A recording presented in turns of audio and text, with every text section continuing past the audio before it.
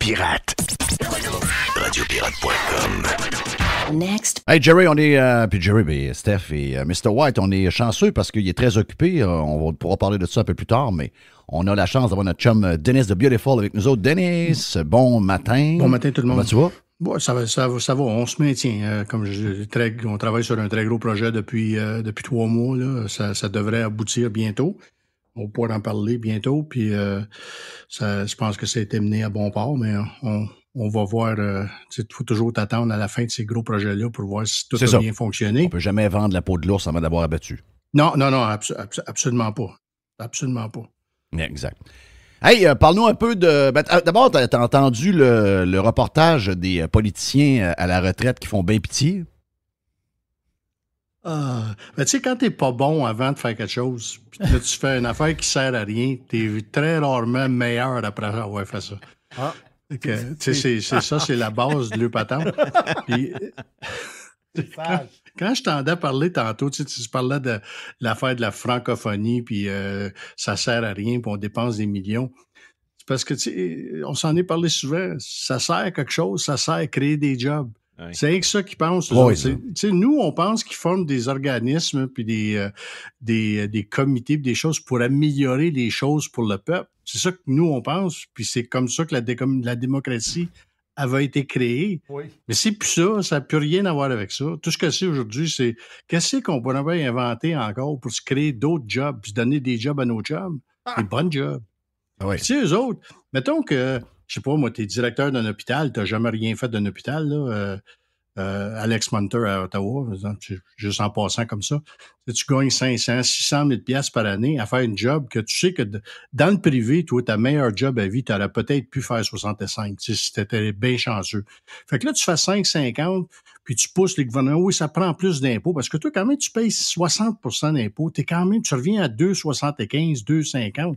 Ah oui, tu fais déjà 200 000 de plus pareil de ce que tu es supposé faire. Fait qu'eux autres pensent comme ça.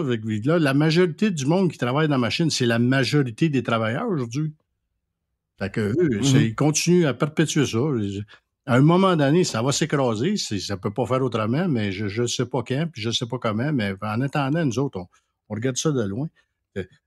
Trudeau-Biden, quel accident de char. En parlant de ça, as-tu vu les 2 SUV de la GRC à Ottawa? Oui, ils se sont comme rentrés dedans, c'est ça que t'as vu? C'est qu'on a l'air d'une gang de bang partout sur la planète. T'es vu rouler en fou, là. Cette route-là sur laquelle ils roulent en avant du Parlement, là, est fermée. Depuis le début de la Confédération, la route, tu sais, Canada, un pays paisible, un pays qui fait bon vivre, c'est toujours été ouvert, ça. Tu pouvais aller là en auto, tu pouvais aller là à pied, tu pouvais marcher sur la colline parlementaire. C'était pas fermé au public, mais depuis Trudeau, lui, il a barré ça. T'as plus qu'à passer là en char. Lui, le peuple est trop dangereux. Il y a trop d'extrémistes de droite, puis il faut faire absolument attention à ça. Fait que lui, il a fermé l'accès à la route. C'est un paquet de troubles quand tu es au centre-ville et tu as une couple de petites places à aller. Là, c'est de la merde. Fait que quand tu vois ça... Mais moi, ce qui me... Tu sais, là, on peut parler pendant infiniment les niaiseries qui se disent pendant ces affaires-là. Là. Mais moi, ce qui me fascine, il y a une élection qui s'en vient. Tu sais, on ne cachera pas ça à personne. Là. Il y a quelqu'un chez les libéraux. Puis c'est pas des fous, là. Les libéraux, ils savent comment gagner des élections. Ils sont vraiment bons là-dedans.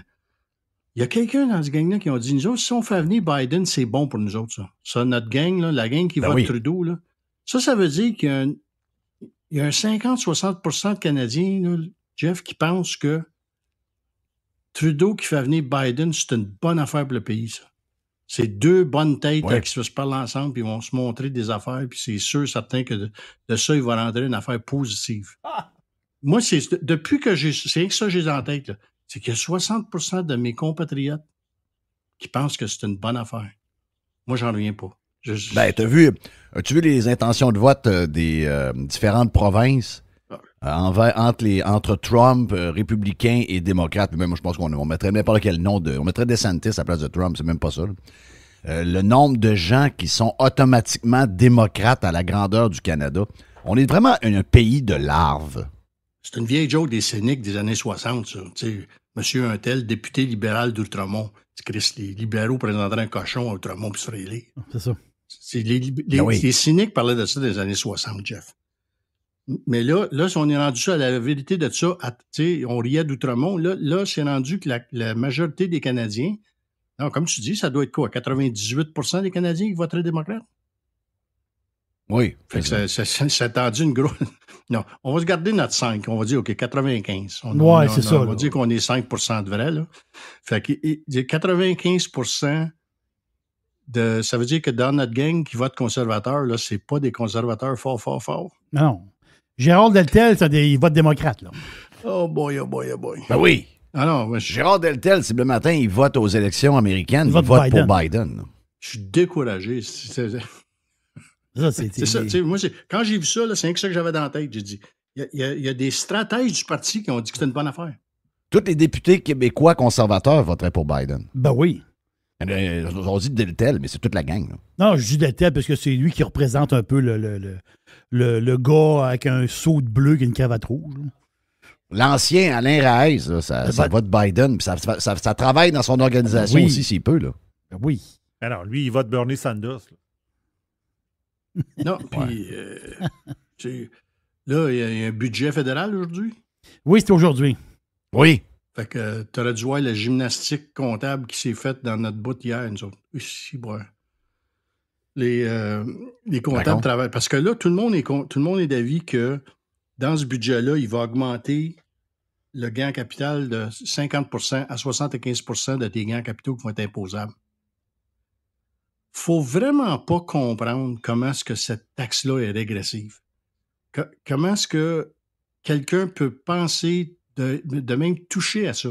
Tu sais, la majorité des gens, nous autres, quand tu vends ta maison, ta résidence principale, elle n'est pas taxable encore. Je donne pas trop d'idées parce qu'ils vont arriver là. Ça va venir.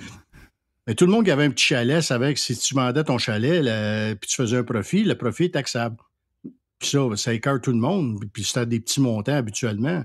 Il faut comprendre que pour obtenir un gain en capital, il faut que tu prennes de l'argent qui a déjà été taxé, de l'argent avec lequel, après que tu as taxé pour ta paye, tu as payé tes taxes municipales, tu as tout payé tes taxes de vente sur toutes les affaires que tu as achetées, puis tu as réussi à te sauver un petit 7, 8, 9 000 $ que tu réussis à investir en quelque part, peut-être un immobilier avec 3-4 chums, ou tu te pars une petite business. Tu sais, c'est tout de l'argent qui a déjà été taxé déjà. Là. Puis pendant que, mettons que tu opères une business ou que tu opères un bloc, puis tu fais des profits pendant que tu opères, tous les profits sont taxables à chaque année. Puis là, quand tu vends ce bien-là, que tu as tout payé avec de l'argent net déjà taxé 2, 3, 4 fois. Alors, c'est une des pires crosses. Là, il te retaxe. C'est une des pires crosses. Ça n'a aucun sens. Taxer le gain de l'effort et du risque, c'est une des jobs les plus... Il y a juste les mafieux qui font des patentes. Ça veut dire, Denis, que tu es en train de me dire que toi, tu as 3 enfants. OK, je me trompe pas, tu as 2 filles, puis l'autre, tu as Revenu Canada. C'est beau? Le Revenu Canada va plus ramasser que tes 2 filles, c'est ça que tu es en train de nous dire? À la fin de tout, oui, toujours. Oh oui. Tout le temps. L'ogre se nourrit toujours plus que les gens qui méritent. Fait que c'est sérieux, c'était clair. Puis j'en ai parlé souvent avec Jeff, c'est que ça crée cette industrie-là de... Il va falloir que je te montre ça à un moment donné, Jeff. Là, mais l'industrie de comment contourner ou comment repousser, parce que tu n'élimines jamais de l'impôt. Tu essaies de le retarder le plus possible en faisant 3, 4, 5, 6 affaires, puis tu dépenses des dizaines de milliers de dollars à faire des entourloupettes, puis à faire vivre des parasites de la société qui font pas d'autre chose que lire ces documents-là. Ça travaille tout ensemble, ça. Tu sais, t'as la gang du Revenu Canada, puis t'as la gang de tout qui travaille contre Revenu Canada, mais en réalité, c'est tout le même monde, ça. C'est toute la même patente, puis ils croient tous aux mêmes affaires. Puis à la fin du compte, c'est toujours la même arnaque, là. Je l'ai dit souvent. Tu sais. Non, oui, on va te sauver 100, mais ça va t'en coûter 25. Les avocats fiscalistes, les grands bureaux de comptables, les affaires de même, c'est Eux autres n'ont pas intérêt à ce que rien de ça change. C'est ça qui donne le business. Exactement. Puis comme tu disais, là, ceux qui prennent des pourcentages sur les subventions, tout le monde a intérêt que ce système-là continue à fonctionner. Ma seule inquiétude à moi, c'est à un moment donné, il va manquer de monde. C'est ça. Ma génération à moi, on prend toutes nos retraites. On a fait notre bout, puis moi, je le dis souvent, là, c'est le temps de laisser aux jeunes, c'est leur monde, c'est leur pays, c'est leur futur, c'est à eux autres de prendre on peut blâmer la machine comme elle est aujourd'hui, mais on peut pas blâmer les gens des années 60 qui sortaient d'une certaine époque puis qui voulaient du changement, puis ils l'ont fait, le changement. Est-ce qu'on aime les résultats de ce changement-là? Probablement pas, mais il y a une génération, là, d'après moi, qui dort sur la Switch ou qui dort au gaz, puis qui ne s'occupe pas de leurs affaires, que les baby boomers contrôlent encore toute la patente. Il va falloir que ça change à un moment donné. On va-tu aimer le changement que ça va faire? Je suis pas sûr. Mais je suis sûr d'une chose, c'est que ça ne peut pas rester comme ça parce que tous les décideurs, on va tout en train de mourir. T'as beau t'essayer, t'as gardé en forme, puis t'as gardé intéressé aux choses. Moi, l'aspect de la politique, puis j'analyse ça, j'aime ça, ça a toujours été une passion. Mais pour jamais au monde, je ferais ce que les politiciens de 75, puis continuent à se présenter là, puis continuent à vouloir tout régir. Moi, je suis de la petite minorité de cette génération-là qui est plus ex que boomer, qui se dit, c'est le temps que quelqu'un d'autre embarque avec des nouvelles idées puis voir est-ce que il y a d'autres moyens de faire les choses parce que où on est là, ça annonce rien de beau dans le futur. Moi, mon cousin est comptable, puis il fait juste fermer les business. C'est juste ça qui se passe actuellement depuis 4-5 ans. Puis le COVID n'a pas aidé. Pour 10 business à vendre, il n'y a pas des acheteurs partout. Faut que quand tu vends une business, il faut qu'il y ait un paquet de planètes qui s'alignent en même temps. Il faut que toi, tu veux sortir, il faut qu'il y ait quelqu'un qui veut l'entrer dans cette patente-là. Il faut que tu sois assez alléchant pour le marché. Mais tu parlais d'une rencontre pour les travailleurs autonomes. Oui. Je regarde mon beau-frère et toute sa génération de travailleurs, des gars qui ont bâti des maisons, qu'on était très fiers de notre qualité d'entrepreneurs en construction qu'on avait. Toute cette génération-là sont en train de prendre une retraite. Le body est fini. Là, ils sont maganés, ce monde-là. Ils ont travaillé fort. Ce soit autant dans le sable, dans la roche, dans n'importe quoi, les fenêtres, n'importe quel domaine. Moi, j'ai offert un programme. On a des volets qui sont activés par soit des moteurs électriques ou des moteurs pneumatiques. C'est sûr que la majorité maintenant, c'est électrique. C'est beaucoup plus... Ça s'aménage bien au système de contrôle d'une bâtisse. Mais il y a dans certaines bâtisses historiques de toutes les grandes villes de l'Amérique du Nord, puis en Europe, je présume c'est la même chose, où amener de l'électricité à certains endroits où il y a des plénums de ventilation, c'est pas facile. C'est pratiquement impossible à faire. Donc, ils sont pris avec une vieille technologie qui sont des moteurs pneumatiques qui run à l'air. Les systèmes de contrôle sont très limités là-dessus. Puis moi, j'en fais une chose de les installer déjà faits sur les volets puis que c'est prêt à juste plugger la ligne d'air. Puis ça, ce système-là est tellement populaire présentement parce qu'il ne reste plus sur les chantiers aucun technicien qui comprend cette technologie-là. Wow. Qui continue à rouler des bâtisses puis que tu vois pas comment est-ce que ça va changer. Fait que il y a un paquet de choses comme ça où il va manquer d'expertise à un moment donné. Il y a des gens qui sont là comme consultants, qui sont là, qui vont dépanner à l'occasion parce qu'il y a encore la force puis l'énergie puis le vouloir de le faire.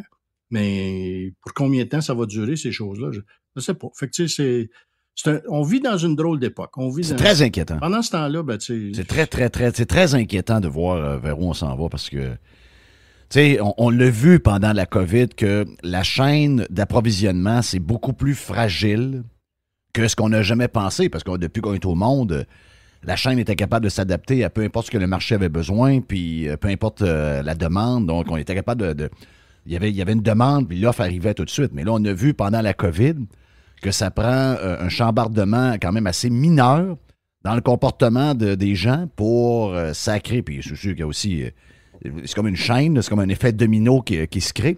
Puis là, après ça, tu n'as plus rien. Donc, encore aujourd'hui, tu sais, je suis en Floride ici, puis je parle avec des gars de construction, puis ils me disent, ben là, le pavé uni, il faut le prévoir pour telle date, parce qu'il y a un manque. Si tu veux avoir des affaires, il y a de l'attente. Il y a de l'attente partout encore. Tu sais, on pense que c'est fini, là, mais c'est pas vrai. Il y a une planification maintenant qui est beaucoup plus laborieuse qui était. Mais si vous pensez que la COVID, ça a crissé le bordel dans la chaîne d'approvisionnement à un point tel où ça a créé une inflation galopante incroyable qu'on n'a jamais vue depuis les années 80, bien, dites-vous ce que Denis vient de parler là, du manque de relève, autant au niveau du leadership, au niveau de l'entrepreneurship et au niveau des emplois aussi. Puis quand on parle d'emplois spécialisés, c'est pas si spécialisé que ça, là. On parle d'emplois qu'on a toujours aussi vu comme étant, on a même l'impression qu'il y en avait trop là, dans certains secteurs. Ah, il y a bien trop de monde là-dedans. Mais là, aujourd'hui, tout ce qu'on disait il y a 15 ans, qu'il y a trop de main-d'œuvre pour le secteur, bien aujourd'hui, ce secteur-là est rendu avec des problèmes incroyables parce que là, c'est des quasiment retraités qui tiennent le système au bout de leurs bras. Et ils ne pourront pas toffer encore 5 ans, 10 ans. Donc, ce qu'on connaît là comme problème qu'on a connu depuis la COVID, c'est peut-être la nouvelle manière de fonctionner pour le futur. Là. Tu sais, ce qui est important, surtout plus tu regardes ça, le système des approvisionnements qui est compliqué, c'est au niveau mondial, depuis les années 70, où on a fait de plus en plus de mondialisation, ça s'est accéléré dans les années 80, tu avais un système qui était très intégré. Puis tu as des choses, tu sais, quand tu aimes ça faire de la planification de production, là, tu sais, puis de la planification de ta maison, là, telle affaire va arriver à tel moment, puis tu prévois tout ton tableau, puis à la fin, tu as toute ta production qui va arriver. Ouais, exact. Mais tu sais qu'il faut que tu commandes, comme tu dis, il faut que tu commandes tes 2x4 à telle fois, puis tes chevrons de toiture à telle place, si tu veux les avoir quand tu vas être rendu là dans ta construction. Mais amène ça partout, dans toutes les sphères de production, peu importe de produits qu'on parle. Il y avait une chose comme ça qui avait été faite pendant les années 70, 80, 90.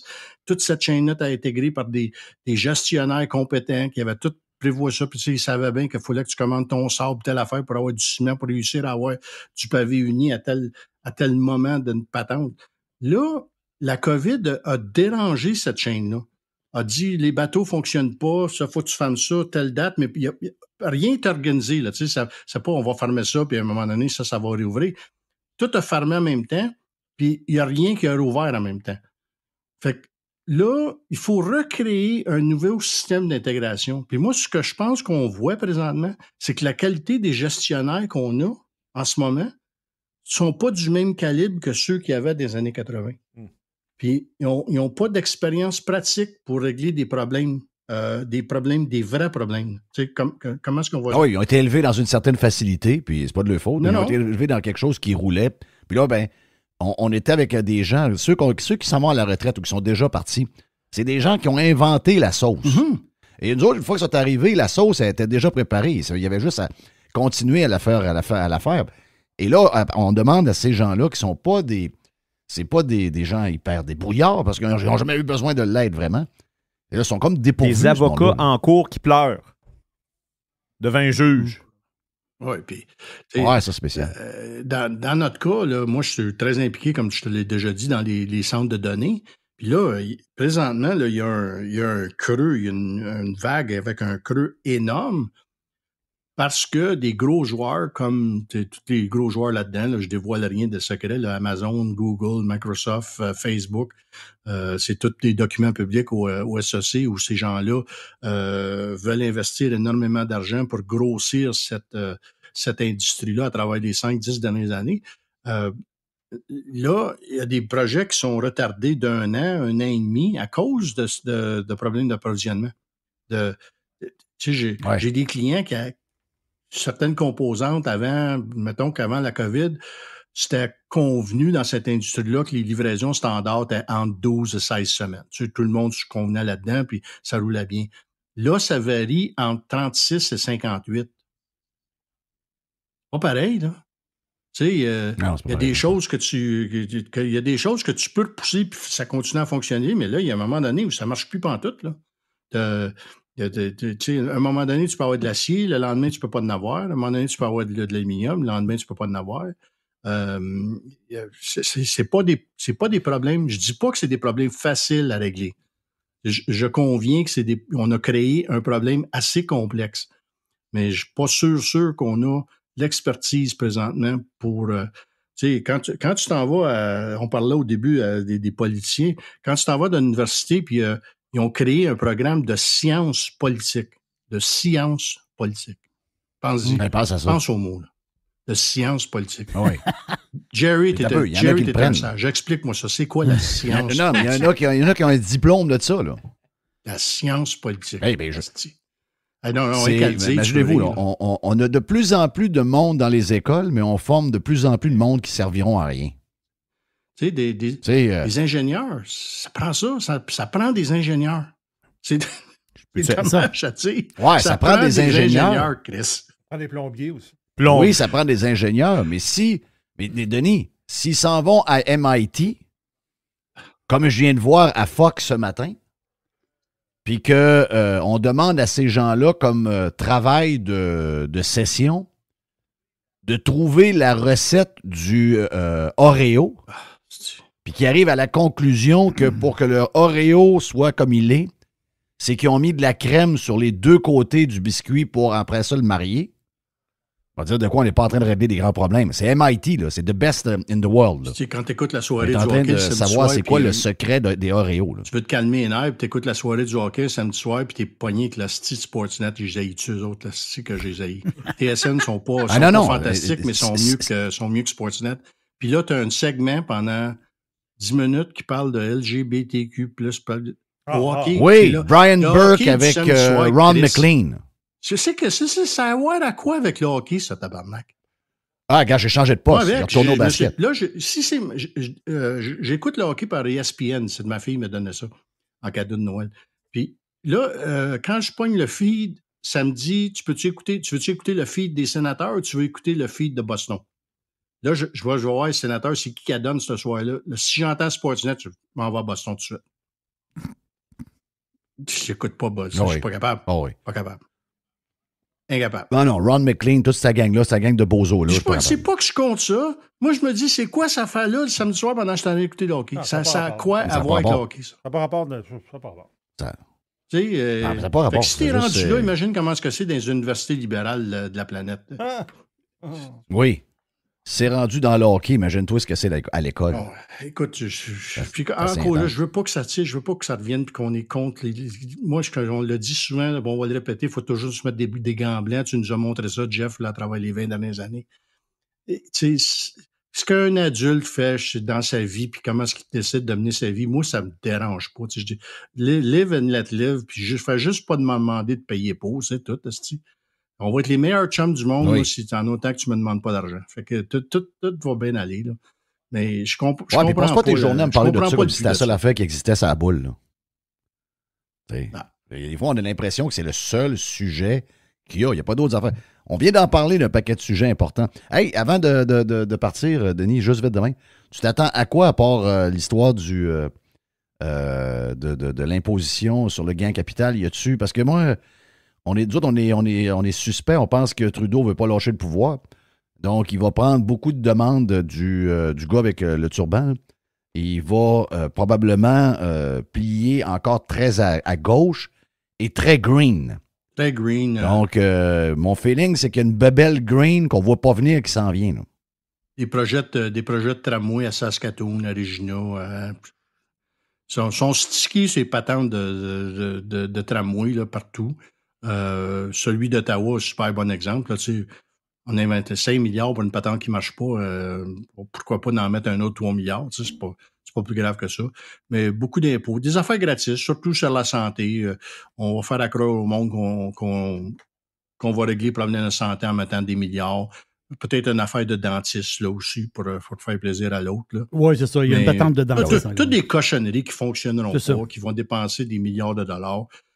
Au lieu de s'attaquer au vrai problème imagine-toi quelqu'un qui arriverait et puis il faut augmenter le financement dans les chaires universitaires qui offrent des bons programmes d'engineering pour que Parce que présentement, ça choquait ma plus vieille, Jeff, tu sais pas comment.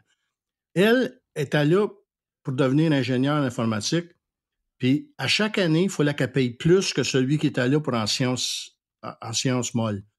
Puis, elle se disait, tu sais, ça va servir à absolument rien. Mais je vois, ça coûte rien à enseigner non plus, il faut que tu comprennes ça.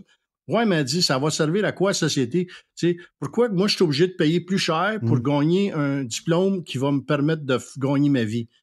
C'est pourquoi ils ne subventionnent pas mon département. Elle ne comprenait pas rien là-dessus. Ben, ça devrait être l'inverse. Ben oui. Mais puis, il va falloir... Si tu as à faire un choix, mettons, tu dis, je priorise un par rapport à l'autre, c'est justement, tu priorises médecine, engineering, tout ce qu'il y a au niveau des hautes technologies, etc. Administration. Garoche là-dedans. Tout ce qui est inutile. Pas de l'administration publique. Qu'on commence à donner des cours de gestion professionnelle, comme il se faisait avant au HEC, je présume que c'est plus le cas, là, après ce que j'ai entendu qu'est-ce que les HEC prônent de ce temps-ci. Là. C'est là que j'étais à l'école, moi, fait que je suis pas très fier de mon université, mais je me semble que ce que j'ai appris là, dès le début des années 80, c'est pas ce qui monte aujourd'hui. En tout cas, moi, ça m'a été pas mal plus utile quand j'ai appris ces affaires-là au début des années 80 que d'apprendre comment est-ce que l'énergie verte, c'est important. Mais si hey, Denis, si tu compliques les choses pour tout ce qui s'appelle, entre parenthèses, sciences molles ou pas tant de choses de même, ben les universités vont manquer de monde. Et c'est ça le problème. Ils veulent que les universités sont payées à la tête. Ils veulent pas... Autrement dit, là, il va y avoir des universités qui vont fermer. Là. Il va manquer de monde parce qu'ils veulent remplir la place de mou. C'est ça qu'ils veulent faire. Ouais. Quand ils ne trouvent pas d'élèves ici, je peux dire qu'ils les trouvent ailleurs parce que les 2 séances de graduation de mes 2 filles que j'ai eues à l'Université d'Ottawa, je n'étais pas capable de prononcer beaucoup de noms de famille. Oui, il arrive ça. Ben, c'est la même chose à Laval. Oui, ben, parle-moi de ta série sur Netflix que tu as trouvée qui s'appelle The Days. Oui, The Days, c'est... puis je ne ferai pas une critique de la série, je vais laisser ça à Carlos, là, il connaît ça. C'est pas une très bonne série cinématographique. Je l'ai écoutée parce que ça parle du désastre qu'il y a eu dans la centrale Fukushima Daiichi, l'usine nucléaire au Japon, qui était attaquée pendant le tsunami. Fait que ces choses-là, ça m'intéresse tout le temps. J'avais vu le document. Ben, c'était un film documentaire sur Tchernobyl qui était très, très, très bien fait puis que j'avais beaucoup apprécié. Puis là, je voulais voir ce qui s'était passé là.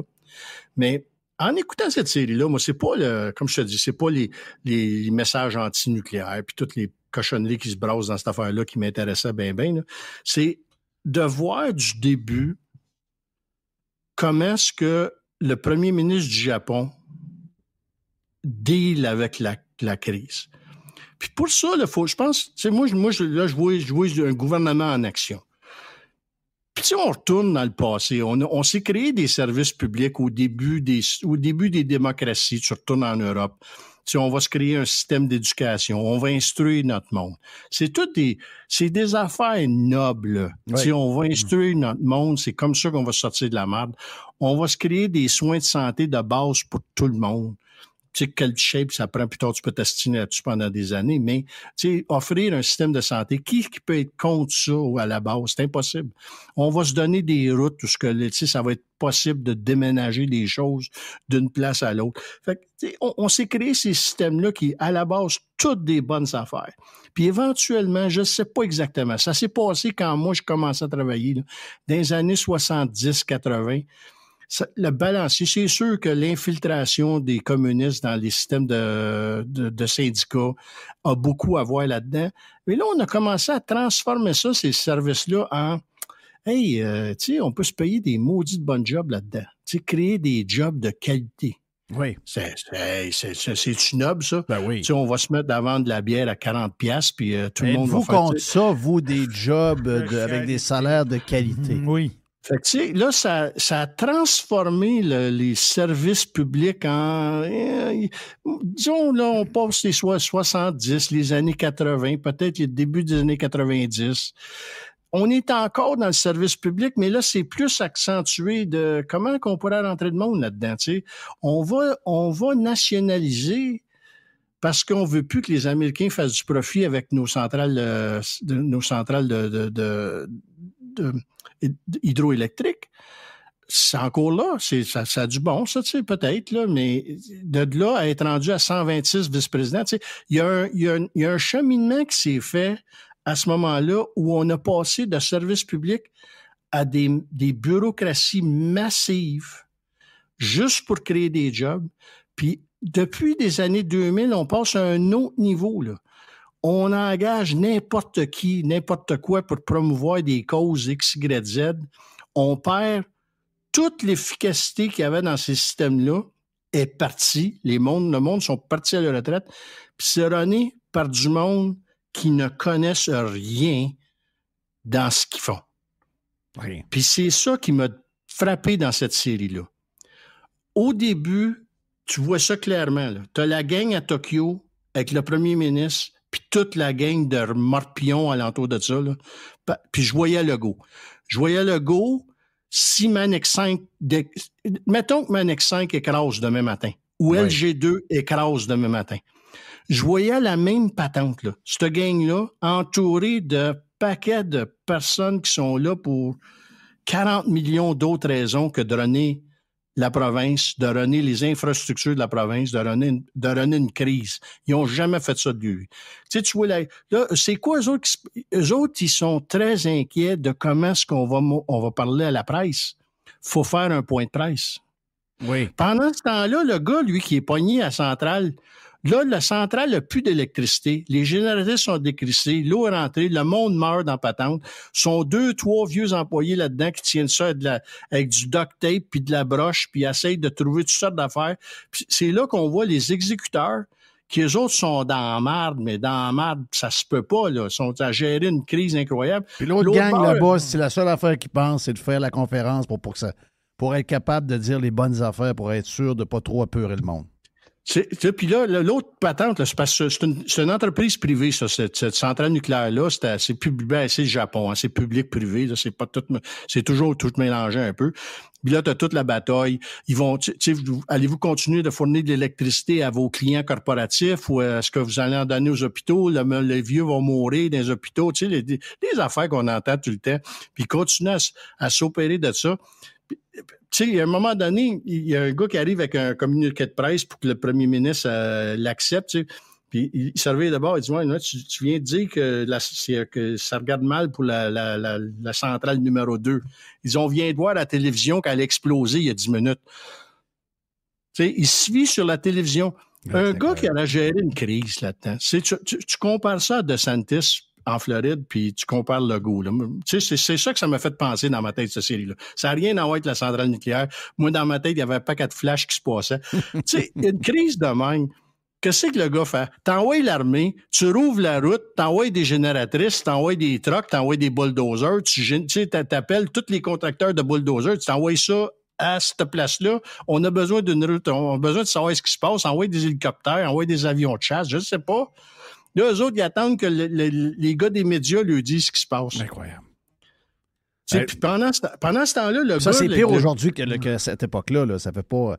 Je comprends que ça fait pas 100 ans, là, mais aujourd'hui, c'est encore plus débile que ça. Là. Sur le contrôle de toute l'image puis toute la patente, c'est encore bien plus capoté que ce que c'était il y a une vingtaine d'années. Là. Tu sais, puis pendant ce temps, le gars qui est pris dans la merde à Centrale, ça fait 80 heures qu'il est debout, il n'y a pas d'électricité, ils n'ont pas d'eau, ils n'ont pas de... Il est dans la merde, lui, là, puis il essaie de gérer la patente, il prend des décisions, puis tu sais, il se fait dire, non, fais pas ça, parce que c'est pas correct, là, si ça, lui, il prend des décisions pareilles, 3-4 heures après, il dit, non, OK, vas-y, fallait, tu sais. C'était tellement, je dis, ça serait tellement comme ça s'il arriverait une crise majeure au Canada, présentement, avec l'équipe de morons qu'on a qui mène le pays, dans les États comme la Californie, comme New York, tu verras ces choses-là. Pendant ce temps-là, DeSantis en Floride, qu'est-ce qu'il a fait? Lui, c'est vrai qu'il a eu une notification. Il savait qu'il y a un ouragan qui s'en venait. On va donner ça aux autres, là, un tsunami après un tremblement de terre, tu sais pas exactement quand ça va arriver, là. T'entraînes pas pour ça. Mais, tu sais, il a pas attendu. Il a dit en public, si le EPA s'en vient ici puis commence à m'achaler avec des astis de truites ou des grenouilles. Des grenouilles, n'importe quoi. On bâtit un pont, tu sais. Écœure-moi pas avec ça. On a besoin de 2 ponts, deux ponts en 2 semaines. Moi, ce qui m'a frappé là-dedans, C'est qu'au lieu d'envoyer de l'aide, ils ont mis des bâtons dans les roues tout le temps. Puis la meilleure scène de la série, à un moment donné, dans le 7e ou 8e épisode, là, le premier ministre il est rendu dans le centre de commande de la compagnie, puis façon, tu sais, nous autres, on a sacrifié, tu sais, comment on sert le bien public, on travaille le bien public. Oui. Ouais. Le gars que ça fait 80 heures qu'il est dans la merde, à un moment donné, il se lève, il se baisse ses culottes, puis il se fraye. il se fait semblant de se gratter le cul devant le premier ministre, puis il se laisse. Non, c'était super. C'était fini sur le sujet. Je vais te demander, puis tu parlais de DeSantis. L'histoire qui arrive à Trump, là, tu penses-tu que ça avantage DeSantis? Comment tu sens ça, toi? C'est tellement grave ce qui se passe. C'est tellement pas États-Unis d'Amérique. C'est tellement République de banane. C'est tellement traiter quelque chose d'une façon pour quelqu'un puis d'une autre façon pour quelqu'un d'autre que je ne sais pas comment est-ce que la démocratie américaine va se sortir de ce bourbier-là. Je comprends qu'ils n'aiment pas Trump et que la majorité des Américains n'aiment pas Trump. Mais ce qu'ils font pour s'en débarrasser, ça va laisser des traces qui vont être difficiles à enlever. La prochaine fois, tu vas avoir parce que ça va arriver. Tu sais, peu importe. Il y a des cycles dans tout. On voit tout noir présentement. On voit que les démocrates ont le contrôle de tout. Mais ça va changer. Le balancier va revirer de bord à un moment donné. Soit que ça va être une crise financière, ça va être une guerre. Je ne sais pas exactement ce qui va se passer. Ça peut être juste carrément trop de wokeness. Mais tu sais, c'est arrivé avec un président républicain, une chambre républicaine, un Sénat républicain. Pour avoir des répercussions pas bonnes de ça. C'est quand un groupe va trop loin sur un côté, ça donne des mauvais résultats de l'autre. On l'a vu dans les 2 premières années de Trump où il a été capable de mettre à la Cour suprême c'est-tu 2 ou 3 qui a nominé des gens assez conservatifs? Au moins 2. Avec une clause que les démocrates avaient fait pendant l'autre mandat d'avant. Ils avaient changé comment on pouvait nommer un juge à la Cour suprême parce qu'ils voulaient ils voulaient Mayorkas, là, non, comment qu'elle s'appelle, celle qui ont voulu mettre là absolument, là, qu'il n'y avait pas d'affaire d'être à la Cour suprême du tout. Mais ils l'ont mis là en changeant les règlements au Sénat. Comment tu fais ça? Ben, ce que ça a donné, c'est que le Sénat d'après ont été capables de nominer deux personnes très conservatrices, plus conservatrices que tu aurais été capable normalement de faire. Ouais. Parce que les choses étaient organisées pour que tu aies des gens de centre à la Cour suprême, ce qui se devrait d'être. Des gens qui ne sont pas des activistes, des gens qui interprètent la Constitution américaine. Qui ne sont pas des idéologues, au moins, c'est du monde qui dit ça. Des gens qui parce que si interprètent tu vas avoir 60 votes au Sénat, il faut que tu fasses ça. Mm. Ouais. Faut que tu fasses. J'aime pas ce qui se passe. Je sais pas s'il va se ramasser en tôle. C'est toutes des zones grises. Parce que à la fin du compte, c'est le président qui déclassifie du matériel. Fait que si lui dit que c'est déclassifié, c'est déclassifié. Puis, tu sais, ils ont montré que Biden a fait la même chose, Obama a fait la même chose, Clinton a fait la même chose. Regarde, justement, Joe Rogan, il y a un genre de vidéo qui est comme devenu virale au cours du week-end. Toujours drôle parce que Joe Rogan, t'écoutes ses podcasts et il n'y a pas beaucoup de bouts comme ça. Là, puis quand il y en a un, ça devient comme si c'était des choses qui n'avaient jamais été racontées, alors que c'est le genre de discours qu'on a à Radio Pirate quasiment tous les jours. Mais c'est ça, c'est que c'est tellement pas dans son show de le faire. Puis moi, en tout cas, je sais pas, être lui, j'en ferais plus. Là. Je ferais plus de faire de même que des fois parler pendant 2 heures de temps avec du monde qu'on ne connaît pas trop. Mais de temps en temps, il y a des flashs comme ça. Donc, parce que c'est ça un peu qui est capoté, c'est de voir que Trump semble être celui sur lequel toute la machine se rabat actuellement parce qu'ils veulent avoir sa peau puis ils veulent effectivement qu'il ne se représente pas à la prochaine élection. Ça ne peut pas être plus clair que ça. Mais pendant ce temps-là, les Biden, la famille Biden, qui, en principe, en tout cas, si tout ce que je peux lire, si tout ça est vrai, c'est même pas un gars qu'on devrait demander d'être destitué. C'est un gars qu'on devrait aller mettre les menottes tout de suite. puis le crisser en prison. C'est toute l'histoire du 5 millions, puis toute la patente. Donc, écoutons Joe Rogan là-dessus, ça dure 2 minutes. What's this? What is Biden doing? He fell down again? Yeah. Is this today? Yeah. Okay. I can't. speech. I can't anymore. Well, here's the sad thing, man. I And I can't. say this because, look, my dad was 70 when I was born. My dad was an old man. Yeah. So I grew up around a lot of, like, environments where sometimes people would take advantage of my dad because he was old. But he just fell. He didn't even fall for a reason. He Right, but it's just fell. not fair. Like, at a certain point, you can't... It's not cool to old people to do that to them. No. Like, he doesn't know this is happening to him. Yeah, but he kind of does, and he's kind of a cunt. Well, that could be true. But he doesn't know...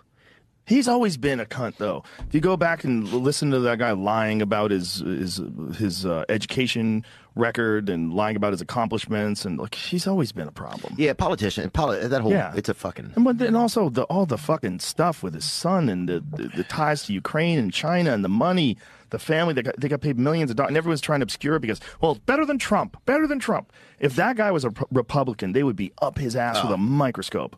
I know, it is unbelievable. But he represents the what they thought was like a sane alternative to what President Trump was. Yeah. They thought, this is insane. Donald Trump is the president. Fuck that. Anything's better than him. And so they went with this corrupt career politician. Yeah. I mean, it's wild stuff, man. They even got the FBI involved in telling Twitter to censor the that was information about the unbelievable. laptop. It's crazy. But how do we get out of that space? How do we, because we're starting to turn into one of those kind of like Central American countries where the government is so like it's crazy. Yeah. It used to be a long time ago, like if the secrets of our country got out, like during Watergate or whatever, right? Yeah. People were like, fuck no. But now if the secrets get out, people are like, fuck yes, tell us what's going. You know what I'm saying? It's interesting how that's kind of changed. Like before it would be like if any like top secret documents or whatever were released, it would seem like wrong.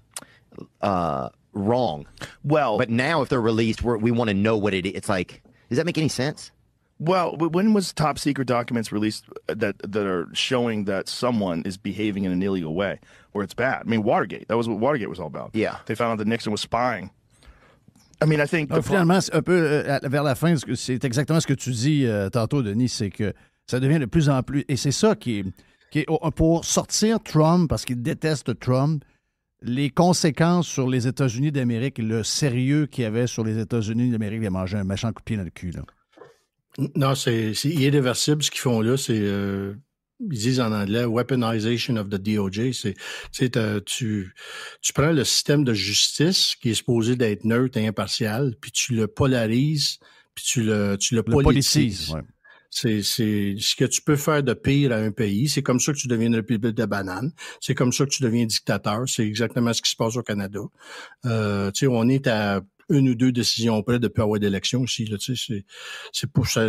Moi, je pense que tout est possible maintenant. Après, la COVID nous a ouvert les yeux sur des choses qu'on pensait incroyables et impossibles. Puis je vois pas comment est-ce que quelqu'un pourrait arrêter Trudeau. C'est drôle que tu dis ça. T'es courageux parce que j'ai manqué le dire la semaine passée. Quand j'ai vu le comportement de François Legault, le visage qu'il avait, quand Legault a été questionné sur l'histoire du groupe qui ne pourra pas faire de réunion dans une bâtisse paragouvernementale, je voyais la face devant un micro. Je pense que c'était un gars de TVA qui était là, qui essayait de demander « Ouais, mais telle chose. » Puis là, après ça, j'ai vu la ministre dire « Oui, on continue, il n'y a pas de problème. » Puis là, des gens disaient « Ben non, mais... » Et même des gens qui étaient... En tout cas... On va le dire, là, la presse, cette fois-là, était correcte. Les journalistes de la presse étaient corrects parce qu'ils disaient « Oui, mais on comprend que c'est l'avortement, là, mais il y a plein de groupes qui vont se questionner ou s'assembler pour des affaires que vous n'êtes pas nécessairement d'accord. C'est pas illégal au Canada d'être contre l'avortement. Donc, pourquoi on va... » Et je regardais le visage de Legault et j'ai entendu la déclaration de la ministre Proulx en disant « Ça va arriver encore quand il y a des groupes qui vont avoir des discussions ou des idées qui sont autres que les nôtres. » Du cas par cas. C'est du cas par cas, on va les empêcher. Et je me suis dit, Chris, on est on the brink, on est sur le bord de s'en aller vers un genre de gouvernement autoritaire nommé, là. Puis j'ai eu peur, je ne l'ai pas dit même à Radio Pirate, mais on se l'est dit, je pense, en dehors des ondes. Moi, personnellement, j'ai peur d'aller là parce que quand je m'en vais là, il y a des gens qui vont dire peut-être qu'on exagère et on va trop vite. Sauf que quand ça glisse vers ça, là, ça se fait pas en 24 heures. Non, puis toi, en plus de ça, toi, tu as déjà été avisé personnellement. Tu sais, le juge te l'avait dit, on va vous le dire, nous autres, c'est quoi qui est drôle. Oui. Oui. Il t'avait avisé, lui. On m'a expliqué c'est quoi de la comédie, moi. Exact. J'avais raconté que c'était de l'humour à la style à la RBO, puis que c'était collégien, etc. Il dit, non, c'est moi qui va décider qu'est-ce qui est drôle et pas drôle. Là, c'est la suite logique des choses. Tu sais, tu t'en vas dans cette direction-là. Ça finit où, ça? Parce que quand ils parlent de principes, il y a ça, les autres disent c'est contre les principes fondamentaux du Québec. Non. Maintenant, mais prends une feuille 8,5 11 puis écris-moi les principes. Moi, je veux les connaître. Oui. C'est quoi les principes fondamentaux du Québec? C'est pas les principes fondamentaux du Québec, c'est les principes fondamentaux des élus de la CAQ. Voilà. C'est pas pareil. Ça. Aujourd'hui, c'est ça. Demain, ça peut être une coupe de coche de plus. C'est ça. Mais ça, c'est un dictat. Là. Oui. Ça c'est un dictat. Il n'y a pas d'autre mot pour définir ça. Là. C'est un dictat. Là. C'est une pente glissante très dangereuse que l'Amérique du Nord a pris depuis.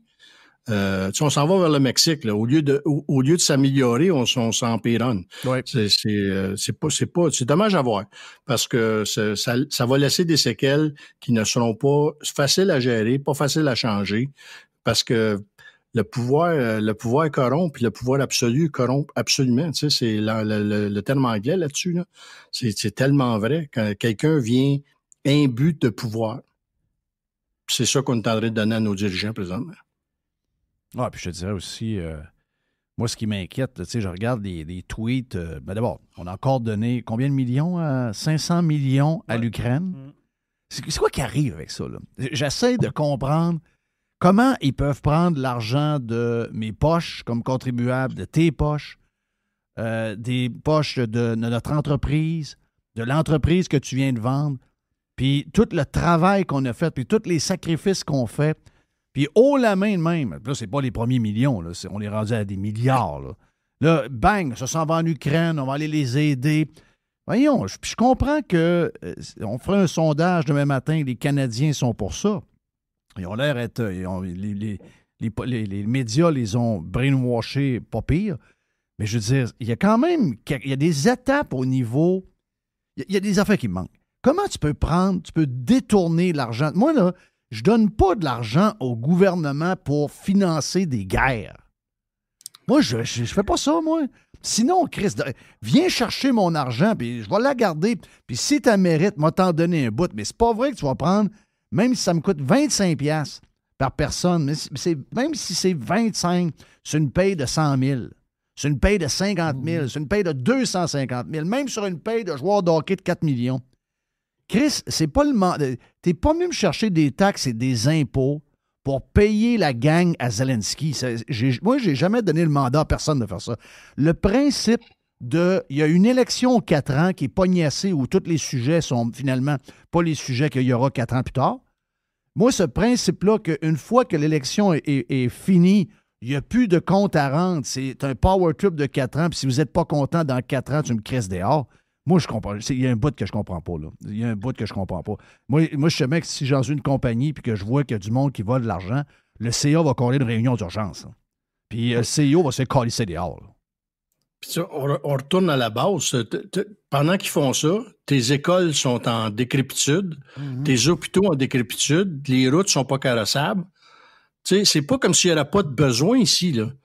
Puis on a commencé à aller chercher de l'impôt dans le poche du monde pour s'occuper de ces problèmes-là. Là, ces problèmes-là sont de pire en pire. Puis nous, on fait du bénévolat mondial parce que il y a un plus haut tribunal du monde qui nous a dit que c'est la bonne chose à faire. Parce que Poutine, c'est le nouveau Trump. Parce que pour que ces gens-là, les hosties d'incompétents qui nous mènent, aient l'air à des super-héros, ça leur prend toujours, comme dans les films de super-héros, un bad guy. Là, Trump est entassé, quel qu'on pourrait trouver, là, le bonhomme italien est mort, là. Ça a été un bad guy pendant un bout. Là, là ils ont comme de la peine. Oh, il est mort, 86 ans. Mort. Là, ça prend toujours un bad guy. Et là, le bad guy, c'est Poutine. C'est rien que ça, c'est du théâtre. Hey, on le sait.